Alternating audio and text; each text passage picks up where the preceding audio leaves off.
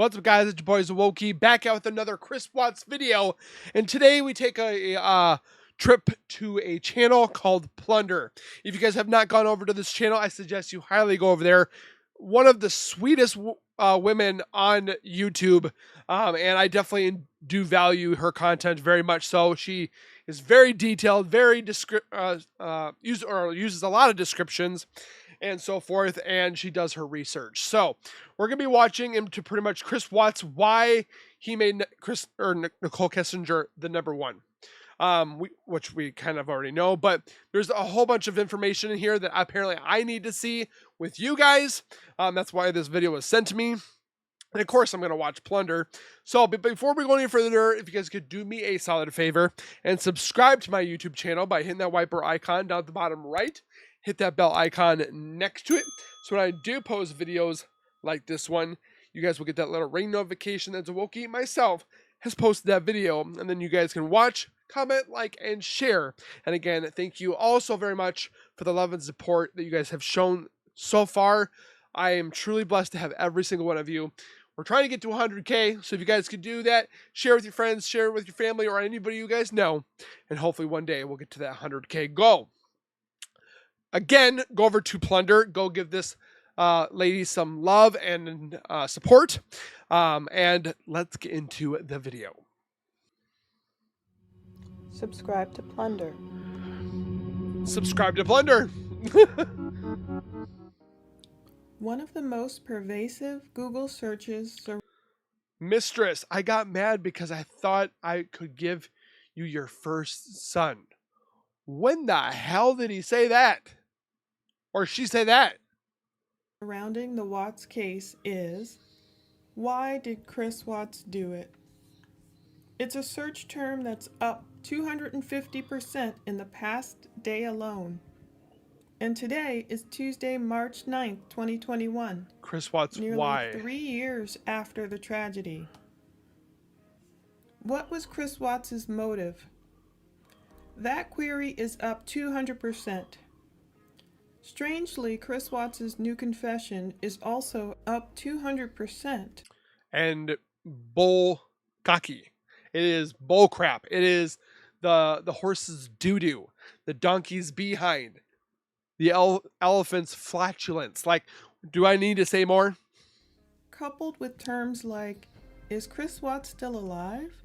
Is Chris Watts still in jail? Which is ridiculous. Those join other searches from curious Googlers, such as those seeking updates about Chris Watts' girlfriend, mistress, or his future wife. What exactly happened with his wife. But it's hard to know which new confession Googlers are searching for with that query. Obviously, it's not the first set of lies spewed by Watts on August 15, 2018, when he told his dad, Ronnie Watts, that Shanann harmed the girls. Perhaps the new Netflix crowd is searching for Watts' new February 2019 confession, wherein he took responsibility for everything. As for anything newer than that, we will have to wait until the official government page. But he also has sent out some letters to certain people stating that my Jezebel strayed me afar and made me the person that murdered my family. She is the one that took me away from her deceitful, like, body and voice, and he's full of crap. Titled, "The People of the State of Colorado versus Christopher Lee Watts," lets us know if updated 35C filings in 2021, if they ever happen, bring any new confessions out of Watts' mind that conflict with his previous confessions. In the meantime, let's examine why didn't Chris Watts just get a divorce, like everyone asks. Watts and his ex-girlfriend Nikki have directly exposed. Oh, there's also something I wanted to mention too. I got a death threat today. Very personal death threat that said if I continue to keep showing this Chris Watts stuff, I'm gonna get it. 6 feet, get it. Do you know what I say? We gotta die sometime. Like, I'm not scared of death. If that's the time that my Father in the sky, the big man upstairs, God wants me home, that's when I'm supposed to go home. I'm trying to find justice. And why would I get a death threat? Because I'm trying to find justice. Am I getting close? Am I hitting a nerve? I don't know. What do you guys think? Let me know your thoughts in the comments below. Interviews and letters and cards, why a divorce wasn't necessarily desirable, whereas a normal, non-evil person would have opted for the pain of splitting up a family instead of disposing of one. Chris Watts has let us know why he chose the latter. Just get a divorce. That's what most people would do. But Chris Watts' cards and conversations, Nicole Kessinger's texts, and other statements tell us why a divorce wasn't an option, at least in Chris Watts' twisted mind. He didn't want to pay child support. He probably did. Nicole Kessinger wanted her erased, like it never even happened. She wanted to pretend like she was doing all these firsts with Chris. So that means the old family that Chris thought, I had to remove her and the girls. But again, I don't think the girls were in the plans in the beginning until they saw what was happening. Let's look at Chris Watts' cards to Nikki, his mistress, wherein he tells her, don't worry, we'll have plenty of firsts together. On July 3rd, 2018, Chris celebrated Nikki's 30th birthday with her by spending the night at her place. He gave her a birthday card. At some point later, by July 30th, 2018 or so, when Chris Watts was headed back east to join his wife and kids, he began to assure Nikki that they'd have plenty of firsts together. What happened from July 4th to July 30th or so to cause Nikki's fears about being second fiddle to Shanann to grow? Let's look. I still think it's a thing like Gypsy Rose comparison that Gypsy Rose had told or manipulated or whatever, how you would say it, that to tell her boyfriend, you need to get rid of her so we can be together. Did Nicole possibly say you need to get rid of her? Like, kind of thing? So we can be together. Manipulation. Using lust as a tactic. You're so damn sexy. She rode a board down the sand dunes. Okay. This card, dated July 3rd, 2018, This is Nikki's the sweet birthday, empanada one. reads, your energy is so insane. You heat me up, you make me melt, and then you cool me down like rain. Those are song lyrics. The card's words that sum up Nikki, as Chris wrote, read as follows. A year of stuff you love to do, and brand new dreams to make come true. One that brings you smiles and laughter, and fills your heart with love long after. A million moments day by day that simply take your breath away. Creepy. Have a birthday as wonderful as you are. Chris said to Nikki, this sums you up. I wonder how those million moments are happening every day by day in prison. Big things will happen this year. Dreams will come true. That smile, that stare, that laugh. How's your dream going, Chris? How's that 5x6 cell? Huh? Laugh, that giggle gets me every time. Hi. Oh. It's me. I miss your face. I was just calling to say hi. Call me back. Throw up. Hi. It's me. You guys just call me back when you have a chance. Bye.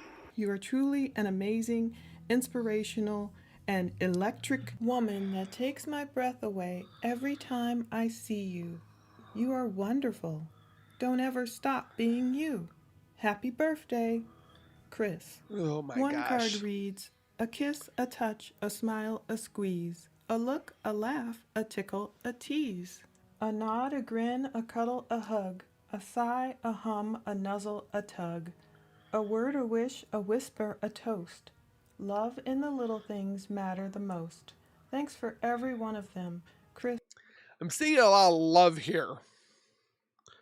Which he had stated that he felt that it was love. He had to Google love. But I wonder if Nicole ever gave him any cards. Did we ever see them? Did it ever happen? Normally, men tend to give the women more cards, unless it's vice versa, which is very rare. But it would be interesting to know if Nicole ever gave him cards or if she gave him other stuff. Chris wrote to Nikki, this is 27 short days later, and the card shows his growing intensity towards his mistress. More song lyrics, when I'm around you, I can feel peace in the atmosphere. I can't resist the feel.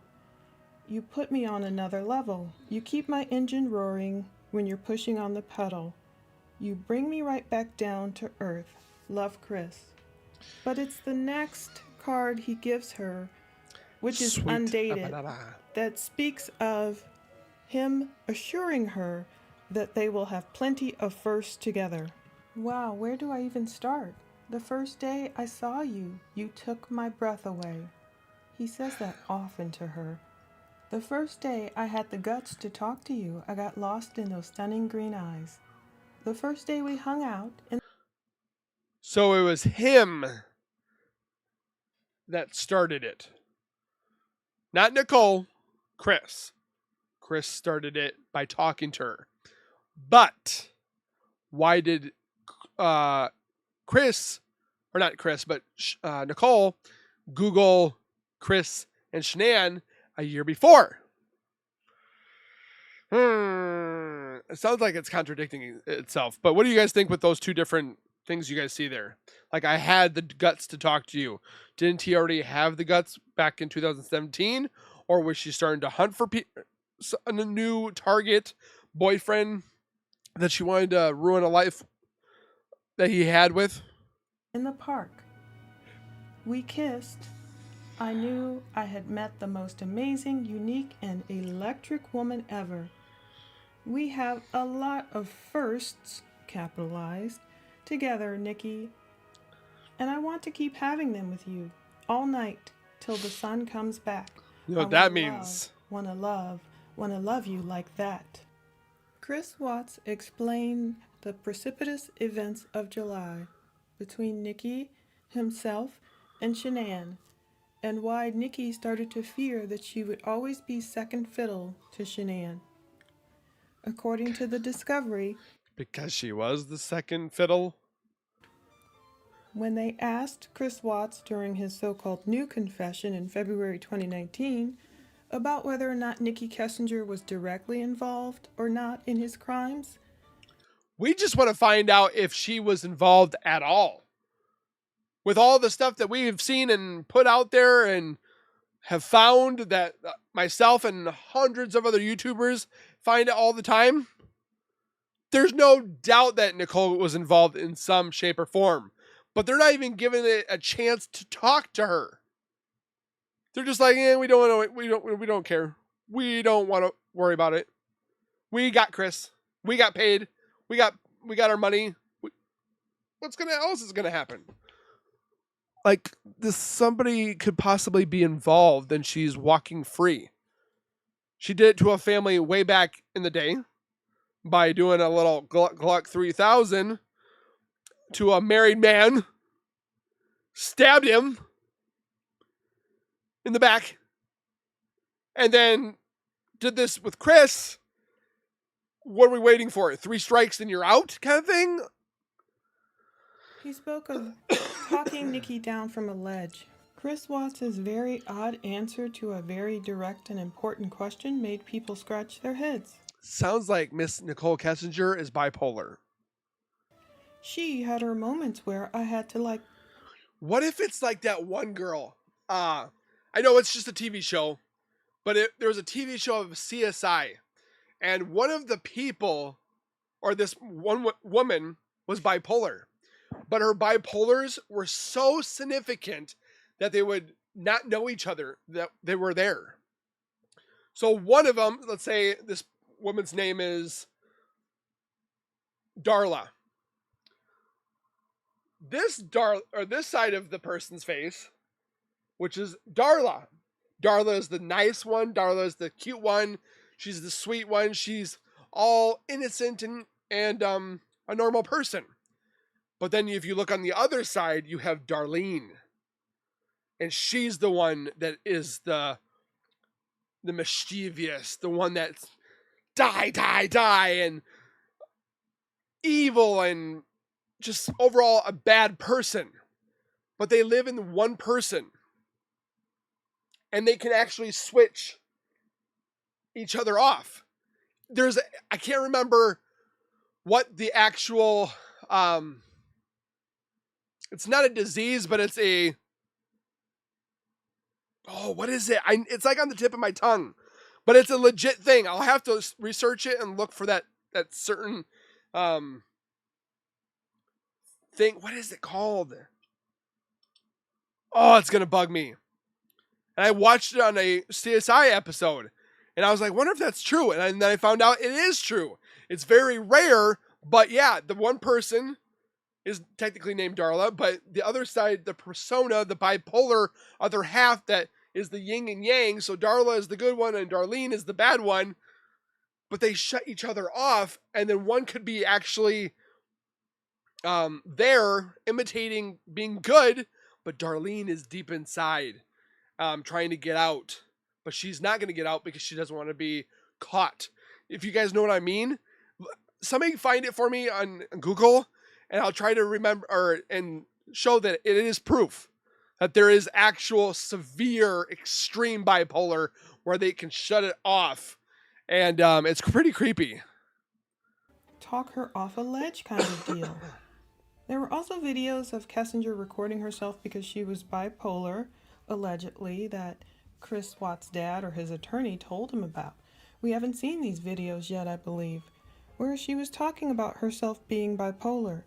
But Chris Watts did say Nikki would get worked up about nothing, and he admitted that Kessinger came to his house one time on July 4th. Nikki has also admitted this to police. You can listen to her interview below.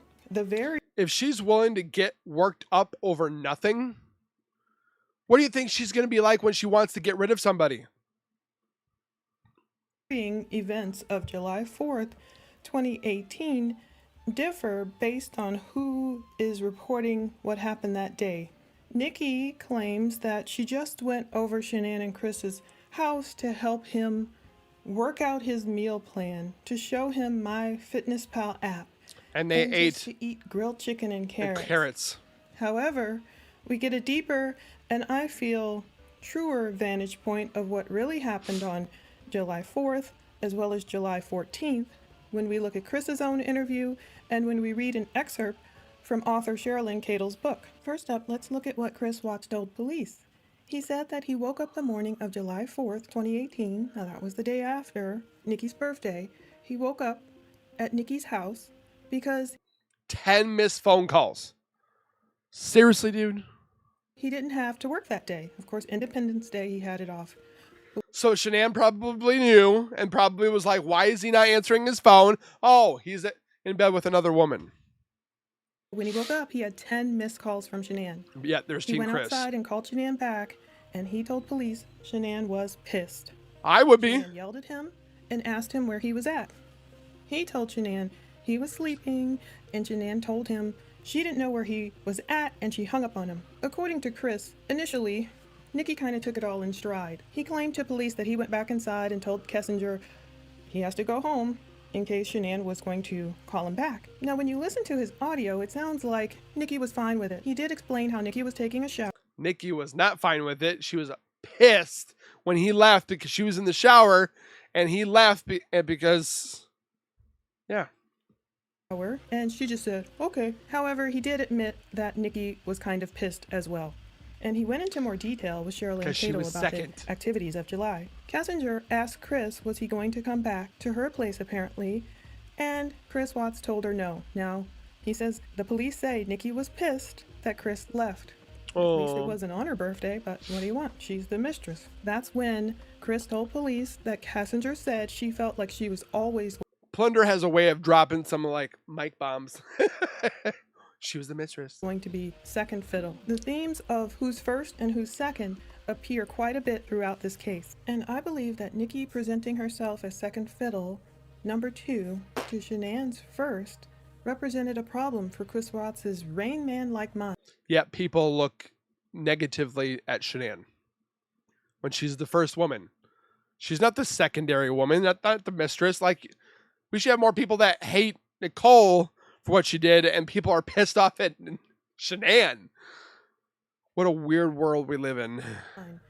Wherein he made the devious error that if his wife and family were in the number 1 spots, obviously he had to eliminate who was in the number 1 spot in order to move Nikki up to the first pole position, as if his wife and family had never existed. Nikki went on to tell Chris Watts that she had already researched online if mistresses could turn into a real relationship. I remember he said he admonished her and asked her, why are you Googling stuff like that? But she was expressing her concerns about whether Watts was serious about permanently being in her life.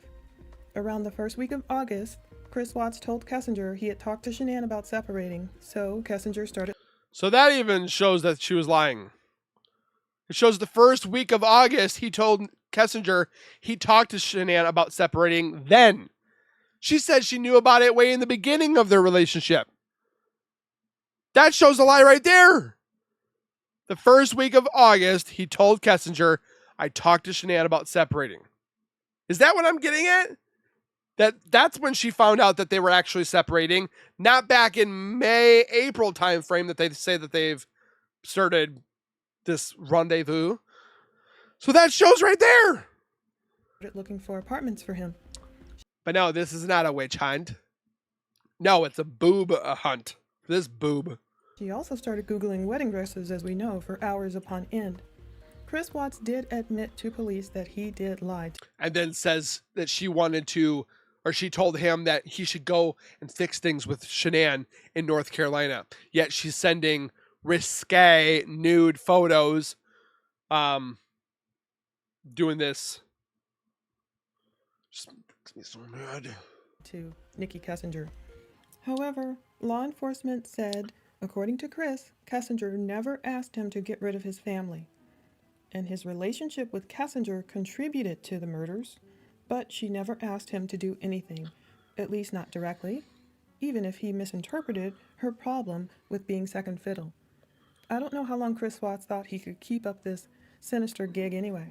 When Shanann called him 10 times and Shanann finally got a hold of him, it was very early in the morning.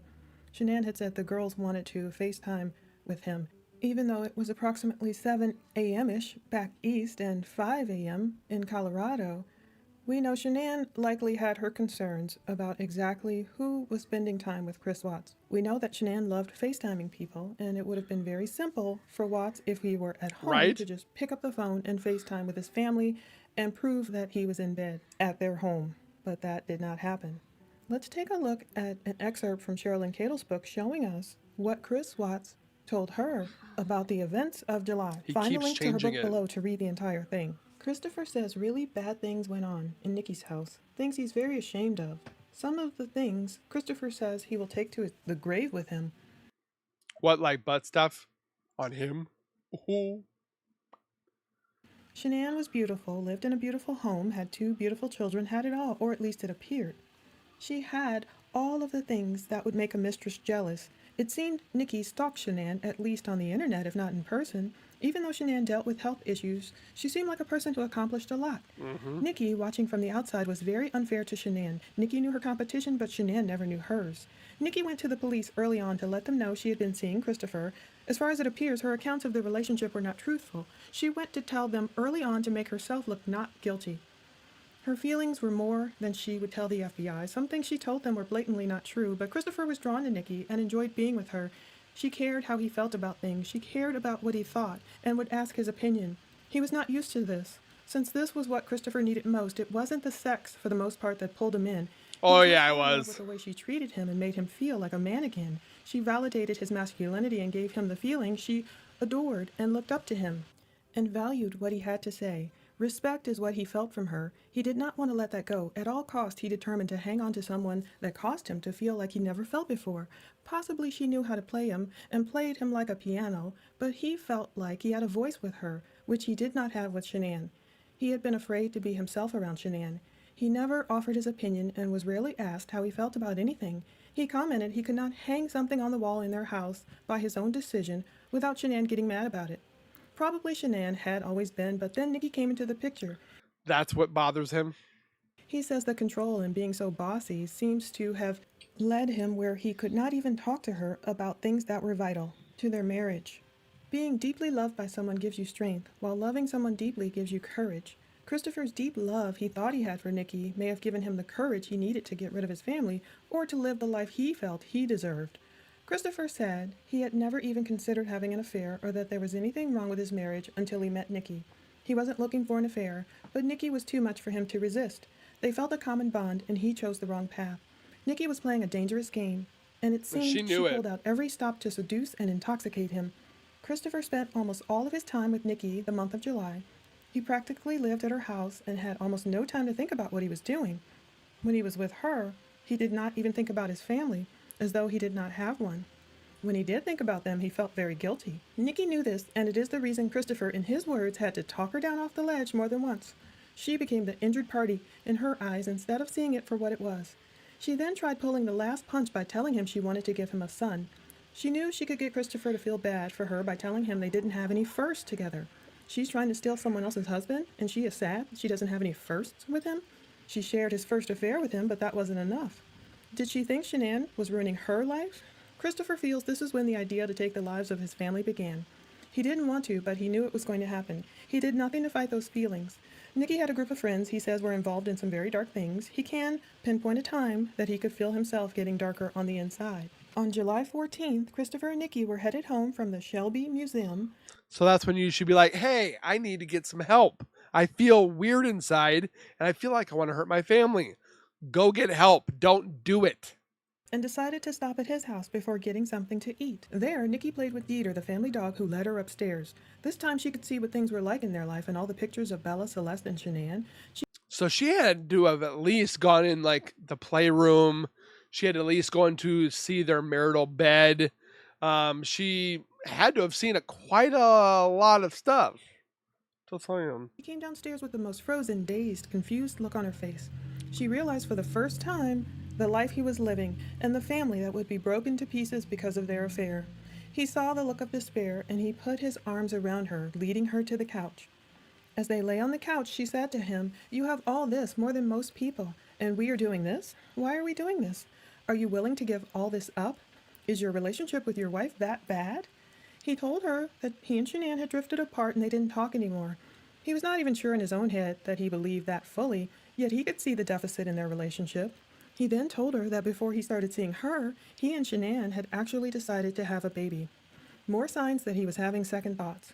She freaked completely out, started yelling, "What the F are you doing with me then?" He saw something in her he had not seen before that made him take notice. Your relationship couldn't be that bad if you and Shanann were trying to conceive. Even though he tried to get her to stay and talk with him, she left the house and went out to her truck and sat there for 30 minutes texting him. Whatever he said to her as he was texting, I'd like to know what she's doing right here. Back to her worked. In his words, he talked her off the cliff. She wanted him to make her feel better and to come after her, but he didn't. Feel sorry for me. As he thought about it, he realized this is one of the things that turned him on about her. She allowed him to calm her down by telling her he did not want another baby with Shanann. He withheld the information that Shanann was already pregnant. He told her the plans to have another baby were before he had met Nikki. It had been a way to possibly save their marriage, but wasn't working. I really don't think Shanann was looking at it that way. She was thinking they decided together to have a third baby, and they were blessed it was going to be a boy. Nikki came back into the house. She told him he was the only man she ever met that tried to fix problems, smooth it over, and talk things through. He thought, ironically, he never tried to do that with Shanann. He knew she probably wouldn't listen to him, yet he realized he didn't give her a chance. They had never really talked about things. He had always just let her make the decisions. Nikki. So it sounds like he was the problem. And yet, oh, poor Chris, because Shanann was so mean and she was so after him and she didn't pay any attention to him. Like, dude, get in there and talk to her and all that stuff. He made it sound like he was the victim. What a puss. Nikki asked him then to come over to her house like nothing had ever happened. They went back to her house and made love. She tried for it to be hot, passionate love and did some of the things that would normally turn him on, but this time their lovemaking felt different. He felt the guilt rush back to him, and he really didn't want to be there. When they made love, Nikki even felt it was different. They normally would have had sex 3 to 4 times a day. After that happened, she said their sex was down to only 1 to 2 times a day. Oh, you poor thing. When they were finished making love, she told him, I got mad because I thought I could give you your first son. When you told me you and your wife were trying to have a baby, that made me really mad and it scared me. That made him much more confident in his relationship with her. After all of that, Christopher and Nikki went to the Vandermeer races on July 21st and camping in the mountains on July 28th and 29th. It wasn't just law enforcement or Chris Watts or even his testimony to Sherlyn Cadle, which featured Nikki's fears of being second in his life, second fiddle to Shanann, and obsessed with firsts, obsessed with giving him his first son. It wasn't just those other people that she told her fears to. She also expressed her fears in her text messages to her friend Charlotte. She said, been kind of hanging out with a guy recently, keeping it a secret. Dude loves to eat. Ah! Never met a man who does so now. I just This is why I like Plunder. She knows the bad words. She knows it. let it happen, LOL. Where'd you meet this man? I don't know, man. Sean never ate me out my one time. Charlotte says, I don't think it's you, man. Some guys are lame with He probably tasted the sea. that stuff. Nikki said, I feel like every dude I meet has kids these days, and if they don't, they have commitment issues or some BS like Sean. What's the dude's name? Kids are cute, Minge, means man. It's a package deal, though. That's awesome, Minge. Nikki said the fact that he takes care of his kids is a good thing, I think. He's all about his Putting that in there, that's a little sus. kids. That's cool. How old are they? How old is he? 33, I think. I just feel like You think? You've been with this man and you think he's 33? That's... Oh, I will wow. always be second place. Like he's been there, done that. It's early though, we will see. Now there were other text messages in here. Thanks to True Crime Rocket Science, we'll get to see. Nikki also said, and he works out so he's super sexy. Don't tell nobody, I haven't made up my mind on him yet. Like he seems too good to be true. Haha. The day before the murders. Yeah, it's the best sex I ever had. I'm hooked. I think he really likes me. Now, in one of those texts, Charlotte explained to Nikki, look, do you want to go back to high school then? In essence, she was saying, you'd have to go back to high school to find a guy at our age who doesn't have a wife and kids, most likely. But Charlotte said, you want to go back to high school then? Second is not bad. It's better, Minge. It's after the first F-up, a person learns what they really want in a human being. And somewhere in there, this is the part I'm thanking True Crime Rocket Science for uncovering again, or keeping. Nikki did say of Chris Watts, he's half Cherokee, so he's all brown too, LOL. He's kind of short, but he's jacked. All the other text messages. He wasn't jacked. That was not jacked. I was able to find in my copy of the Discovery, but some seemingly seemed to disappear. It may have been because they had such a hard time recovering Nicole Kessinger's text messages after she deleted them. But she did have to answer to law enforcement for these words. Nikki had to explain that even though someone was engaged or married before, as her friend Charlotte explained to her, it doesn't mean that that man is going to love you any less. It sounds like Charlotte had some good words of wisdom, but Nikki obviously was obsessed with firsts and not being second and not playing second fiddle. And what would you do to get into first place? Remove it? Nicole admitted her parents split up when Nicole and her sister were Bella and Cece's age. The psychology of that is not. Oh, he didn't murder the family and took out Nicole? Oh, they got a divorce? Something, or sounds like something that should have happened instead. Lost on me. Although Kessinger called her dad the person she trusts most in the world during the interview, it seems she couldn't relate to his divorce and remarriage. to her stepmom, since Nikki couldn't easily cast herself in the role of the new wife in Watts' life. Although Nikki was Googling wedding dresses for 2 hours, it seems Chris Watts didn't want to make her wife number 2 for some reason by just divorcing Shanann and marrying Nikki. The Rain Man mathematical genius had to erase his life and start back at number 1. I find it ironic, too, that Nikki slips up in some of her interviews, and she says things like, well, I told Chris Watts, what do you think about not separating from your wife? She often confuses wife for life. But Nikki apparently wasn't ready to embrace the role of stepmom and second wife, nor would Shanann likely have easily let her. She was one of those people that didn't want to be the stepmother of a guy that she was dating. There are people out there. Chris himself admitted to lying to Nikki, and he obviously liked comforting her instead of telling her the truth. He wouldn't stand up and say, look, Nikki, these are my kids, and this is my soon-to-be ex-wife, and that's how it is. Instead, he took on the role of reassuring Nikki that he would have plenty of firsts with her. Mm-hmm. D.A. Rourke even said Nikki was the catalyst. He wanted a fresh start with his mistress, a do-over in Chris's mind, a literal wiping the slate clean. And he even admitted to Sherlyn Cato it was a chance to exercise his anger.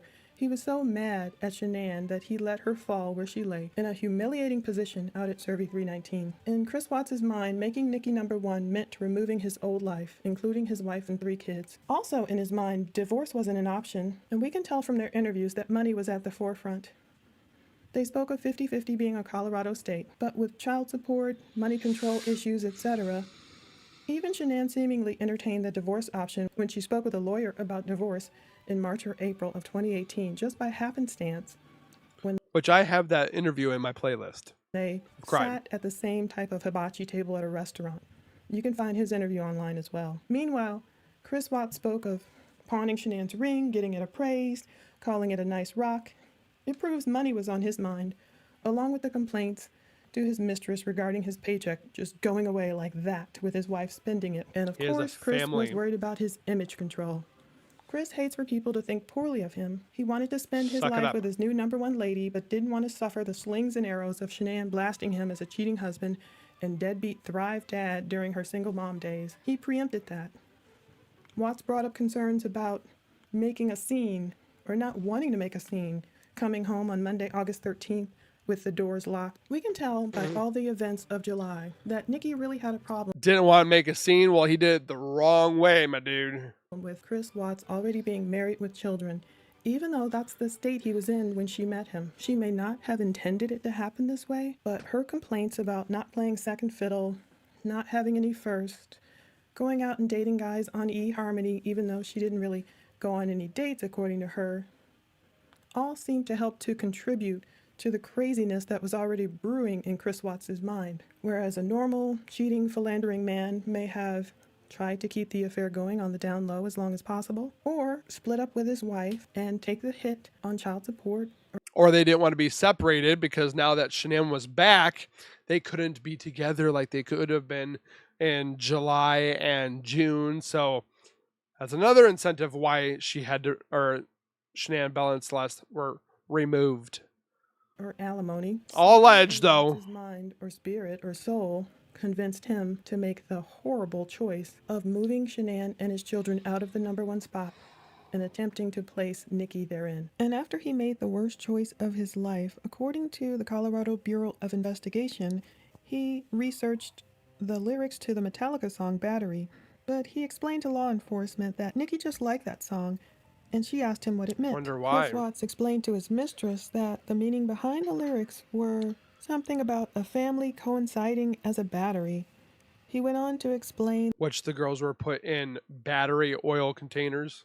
That he didn't look up those lyrics to that song when he was driving to or from the oil site, and he tried to explain it away by saying Nikki was into different types of music, and Battery was just one of those songs that she asked him about because he knew music so well and he loved Metallica. It seems like strange timing and a strange coincidence. So as for those Googling why Chris did what he did, there may never be an answer beyond pure evil. But if we try and look at it logically, we can see that the first incident where Nicole Kessinger realized Chris Watts was putting his wife first was that day he left her house on Independence Day. Chris told Kessinger she didn't have to. But that's when Kessinger said, I need to ramp things up a bit. So that's when she started doing even more stuff. Take a step back from him just because he left the house. But apparently, he used it as a chance to start down a sinister path and enact horrible crimes against his own flesh and blood. Jesus explained in Matthew 13:18-23. This is also why I like when she are watching Plunder. Consider then the parable of the sower. When anyone hears the message of the kingdom but does not understand it, the evil one comes and snatches away what was sown in his heart. This is the seed sown along the path. The seed sown on rocky ground is the one who hears the word and at once receives it with joy. But since he has no root, he remains only for a season. When trouble or persecution comes because of the word, he quickly falls away. The seed sown among thorns is the one who hears the word, but the worries of this life and the deceitfulness of wealth choke the word, and it becomes unfruitful. But the seed sown on good soil is the one who hears the word and understands it. He indeed bears fruit and produces a crop, 100-fold, 60-fold, or 30-fold. May we all be like the parable's last example of the person who has the seed of the word sown on good soil, and may we all produce a crop of fruitfulness. Thanks for watching. Really interesting day. No, that's. I've been watching a lot of this guy. Besides the death threat that I got, I'm hoping you guys enjoyed the reaction towards Plunder's video. It definitely makes you think in certain aspects of like when Nicole found out that Shanann and Chris were finally separating, which was way closer than we thought in August to the time of the death. Instead, that she said back in like June, May time is when she knew that they were separating. It's just funny how you can just hear things and be like, oh. But again, it's all with interpretation. What I hear and you hear might be different. So that's why I want you guys to comment your thoughts down below. Don't forget to share with your friends. Please take care, be safe. And again, don't forget to go over to Plunder, give her some love. And we will see you guys in the next video. Please take care, be safe. And as always, keep nerding on. And we will see you guys in the next video.